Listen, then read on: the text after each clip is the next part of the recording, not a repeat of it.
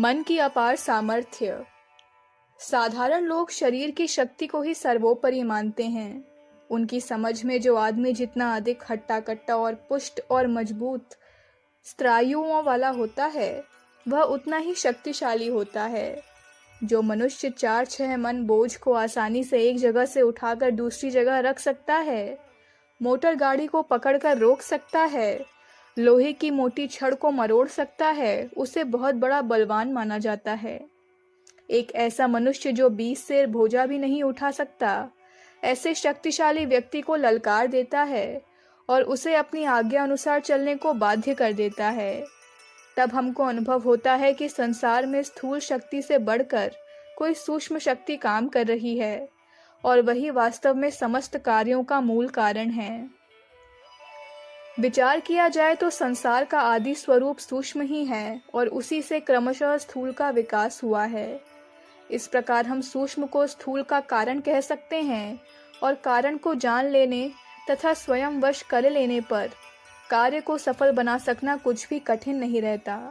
एक समय था जब मनुष्य केवल अपने हाथों पैरों की या हाथी घोड़े बैल आदि की शक्ति को ही प्रधान मानता था और उसी से बड़े बड़े कार्य सिद्ध करता था। उस समय अगर उनको कोई 100 मन की वस्तु अपने स्थान से हटानी पड़ती थी तो उसमें 100 आदमी ही लग जाते थे, अथवा कितने हाथी बैलों आदि को एक साथ जोत कर इस कार्य को पूरा कराया जाता था। पर कुछ समय पश्चात जब मनुष्य को भाप जैसी सूक्ष्म वस्तु का ज्ञान हुआ तो उसकी सहायता से अकेला मनुष्य ही हजार मन वजन की वस्तुओं को हटाने में समर्थ हो गया। इससे आगे चलकर मनुष्य को बिजली की शक्ति का ज्ञान हुआ जो भाप की शक्ति से भी सूक्ष्म थी। इससे मनुष्य को ऐसी शक्ति प्राप्त हुई कि वह सैकड़ों मील दूर बैठकर ऐसे ऐसे कार्यों को पूरा करने लगा जिसे पहले 2-4 हजार आदमी भी कठिनाई से कर सकते थे। अब वर्तमान समय में मनुष्य अणुशक्ति को हस्तगत कर रहा है जो बिजली से भी अत्यंत सूक्ष्म है। इसकी सहायता से अब यह आशा की जा रही है कि मनुष्य बड़े बड़े पर्वतों और सागरों की भी काया पलट कर सकेगा और आकाश स्थित ग्रहों पर भी अधिकार जमा सकेगा। इतना होने पर भी ये सब भौतिक शक्तियां हैं। इन सब का उद्गम भौतिक पदार्थों से होता है और उनका प्रभाव भी भौतिक जगत तक ही सीमित रहता है। हमारा मन इन भौतिक पदार्थों की अपेक्षा कहीं अधिक सूक्ष्म है, इसलिए स्वभावतः वह इन सब की अपेक्षा अधिक शक्ति का भंडार है। यह सच है कि लोगों को न तो मन की शक्तियों का ज्ञान है और न वे उनसे काम लेने की विधि जानते हैं, पर यदि हम इस विषय में चेष्टा करें तो मन की शक्ति से ऐसे ऐसे कार्य कर सकते हैं जो उपरोक्त भौतिक शक्तियों से असंभव है। आजकल जो लोग मेस्मराइज्म, हिप्नोटिज्म, विचार संक्रमण, थॉट ट्रांसफरेंस आदि के चमत्कार दिखलाते हैं, वे मन की शक्ति के साधारण कार्य होते हैं, पर इन्हीं के द्वारा कैसे कैसे असंभव समझी जाने वाली बातें कर दिखाई जाती हैं, इनका वर्णन स्वामी विवेकानंद जी ने एक स्थान पर किया था। उन्होंने अपने एक भाषण में बतलाया, मैंने एक बार एक ऐसे मनुष्य के बारे में सुना जो किसी के प्रश्न का उत्तर सुनने के पहले ही बता देता था। मुझे यह भी बतलाया गया कि वह भविष्य की बातें बतलाता है। मुझे उत्सुकता हुई और अपने कुछ मित्रों के साथ मैं वहां पहुंचा। हम में से प्रत्येक ने पूछने का प्रश्न अपने मन में सोच लिया था और कोई गलती न हो इस ख्याल से उन प्रश्नों को कागज पर लिखकर अपने जेब में भी रख लिया था। ज्यों ही हम में से एक वहां पहुंचा, उसने हमारे प्रश्न और उनके उत्तर बतलाने शुरू कर दिए। फिर उस मनुष्य ने एक कागज पर कुछ लिखा, उसे मोड़ा और उसके पीछे की तरफ मेरे हस्ताक्षर कराए। तब वह बोला, इसे पढ़ो मत, अपनी जेब में रख लो जब तक कि मैं इसे न मांगूं। उसने ऐसा ही एक एक कागज सबको दिया और यही बात कही। फिर उसने कहा कि अब तुम किसी भी भाषा का कोई वाक्य या शब्द अपने मन में सोच लो। मैंने संस्कृत का एक लंबा वाक्य सोच लिया। वह मनुष्य संस्कृत बिल्कुल न जानता था। उसने कहा, अब अपने जेब में से उस कागज को निकालो। कैसा आश्चर्य! वही संस्कृत का वाक्य उस कागज पर लिखा था और नीचे यह भी लिखा था कि जो कुछ मैंने इस कागज पर लिखा है वही यह मनुष्य सोचेगा। और यह कागज उसने मुझे 1 घंटा पहले लिख कर दे दिया था। हम में से दूसरे को, जिसके पास भी उसी तरह अरबी भाषा का एक फिकरा सोचा। अरबी भाषा जानना उस मनुष्य के लिए और भी असंभव था। वह फिक्रा था कुरान शरीफ का। लेकिन मेरा मित्र क्या देखता है, वह भी उसके जेब में रखे कागज पर पहले से लिखा हुआ रखा था। हम में से तीसरा साथी था डॉक्टर। उसने जर्मन भाषा की किसी डॉक्टरी पुस्तक का वाक्य अपने मन में सोचा। उसके जेब के कागज पर वही वाक्य लिखा हुआ निकला।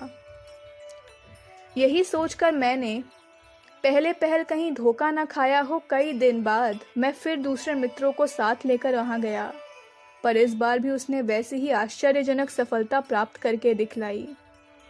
इस प्रकार के उदाहरणों की कोई कमी नहीं है। उपर्युक्त उदाहरण हमने इसलिए दिया है क्योंकि यह एक ऐसे महापुरुष के मुख से निकला है जिसकी सच्चाई पर कोई अविश्वास नहीं कर सकता। यह बात वैसे बड़ी आश्चर्यजनक सी लगती है, पर यह दूसरों के दिमाग में उठने वाले विचारों को जान लेने और अपने विचारों को उनके दिमाग में प्रविष्ट करा देने की विद्या के सिवाय कुछ नहीं है। योग शास्त्र के अनुसार यह आध्यात्मिक उन्नति की दूसरी सीढ़ी है, जो मनोमय कोश पर कुछ अधिकार होने से प्राप्त हो सकती है। प्रत्येक मनुष्य का मन संसार के समिष्ट मन का अंश मात्र है, और इसलिए प्रत्येक मन दूसरे हर एक मन से संलग्न है। मन एक विश्वव्यापी तत्व है। इसी अखंडता के कारण हम अपने विचारों को एकदम सीधे, बिना किसी माध्यम के आपस में संक्रमित कर सकते हैं, और इसके द्वारा छोटे मोटे चमत्कार ही नहीं दिखला सकते, वरन बहुसंख्यक व्यक्तियों के मन को इच्छानुकूल मार्ग की ओर मोड़ सकते हैं। जो महापुरुष किसी राष्ट्र का निर्माण करते हैं या कोई अद्भुत शक्ति उत्पन्न कर देते हैं, वह लोग इस शक्ति के लिए योगियों या मेस्मराइज करने वालों के समान कोई अभ्यास नहीं करते, वरन यह शक्ति और प्रभाव उसमें प्रकृति दत्त होते हैं। मनुष्य इस प्रकार मन की शक्ति को कहाँ तक बढ़ा सकता है, इसका कोई अंत नहीं है। इस प्रकार जब हम अपने मन की बढ़ी शक्ति को किसी एक विषय में लगा देते हैं, तो उसमें आश्चर्यजनक उन्नति करके दिखला सकते हैं। भारतवर्ष के ऋषि महर्षियों के बिना कॉलेजों और विश्वविद्यालयों की शिक्षा प्राप्त किए जो अद्भुत आविष्कार किए थे और वैज्ञानिक सिद्धांतों को खोज निकाला था, उसका मूल इसी प्रकार की मानसिक शक्ति में था। गणित, ज्योतिष, चिकित्सा, रसायन शास्त्र, भौतिक विज्ञान आदि अनेक महत्वपूर्ण शास्त्रों की रचना उन लोगों ने अधिकांश में इसी प्रकार की थी। इतना ही नहीं, उनमें से अनेकों ने साधारण धातुओं को सोने के रूप में बदलने, अपने पंच भौतिक शरीर को लगभग अमर बनाने, बिना किसी यंत्र में आकाश में उड़ने आदि जैसी असंभव माने जाने वाले कार्यों को भी पूरा कर दिखाया था।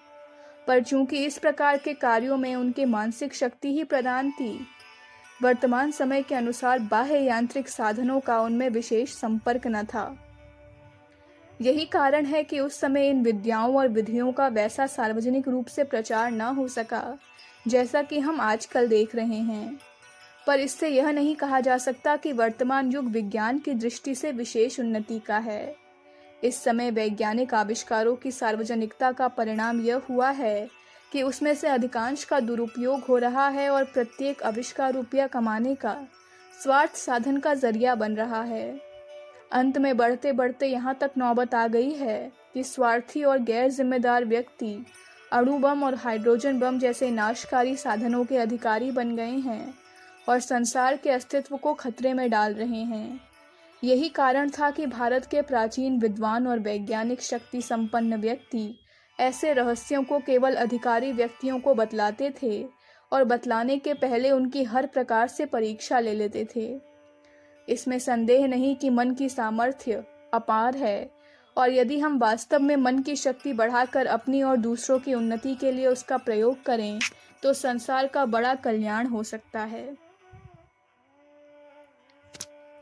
अखंड ज्योति, जुलाई 1959, पृष्ठ संख्या 15, 16, 17। हमारे YouTube चैनल विचार क्रांति दूत अखंड ज्योति पत्रिका को सब्सक्राइब करें एवं अगली वीडियोस प्राप्त करने के लिए बेल आइकन दबाएं। धन्यवाद।